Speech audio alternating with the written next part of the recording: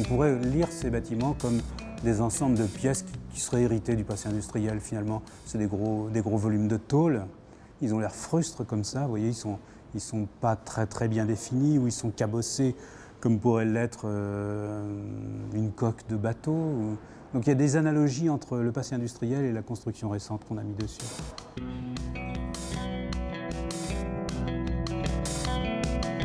Cet ensemble est lié à l'histoire parce qu'il y a ces anciens bâtiments et parce qu'aussi l'histoire a un peu disparu.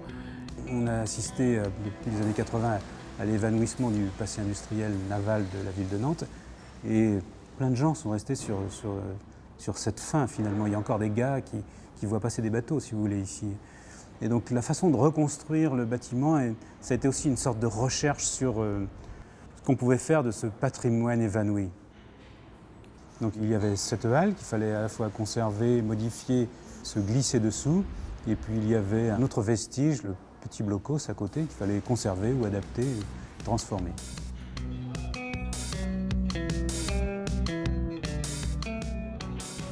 Le travail est un peu singulier. Le blocos, ce n'est pas un ouvrage défensif, c'est un ouvrage pour protéger les ouvriers pendant les bombardements.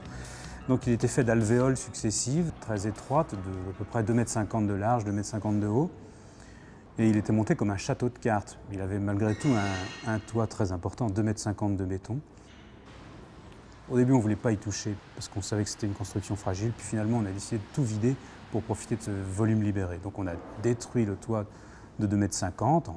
C'est quand même pas rien. Il a fallu découper avec des scies monstrueuses. On a fait une rampe pour faire monter un énorme marteau-piqueur pour détruire le toit. Et puis on s'en est servi comme d'un volume vide. Et depuis l'intérieur, on a érigé la tour qui monte de 6 niveaux au-dessus.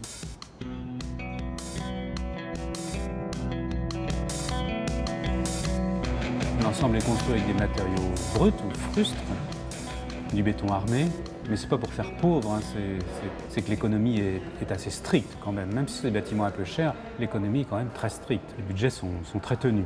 Alors, il y a à la fois des matériaux pauvres, puis il y a des matériaux sophistiqués dans leur usage. C'est des villes qui sont quand même liées à l'emploi de l'acier ici. Et donc, on développe la peau d'acier jusqu'à la dentelle, comme si n'importe quel industriel aurait voulu faire un hangar. Et puis, on va jusqu'à la sophistication du découpage dans l'élévation du bâtiment de Trampolino, où là, ça se découpe. Il y a des jeux d'opposition entre le béton très rude du blocos qu'on a laissé tel qu'il était quand on l'a trouvé. Et puis au-dessus, il y a une élévation qui est plus subtile, faite de lumière, d'une sous-face qui est découpée dans des lamelles de plastique qui diffusent de la lumière rouge le jour et la nuit. Et puis au-dessus, il y a un ensemble qui est découpé dans la tôle. C'est assez chic. Et la lumière est très belle, puisqu'on est derrière le filtre de la façade. Il y a beaucoup de jeux entre l'extérieur et l'intérieur, et les jeux de lumière et de reflets qui se passent sur le sol, sur le plafond, sur les murs. Les cloisons sont en verre. Donc là aussi, on est un peu comme dans un kaléidoscope. Et puis au-dessus, 4 niveaux de studio très simplement construits. La difficulté, c'est que les gens jouent ensemble sur le même plateau, donc il faut concevoir les espaces isolés les uns des autres, isolés très fortement.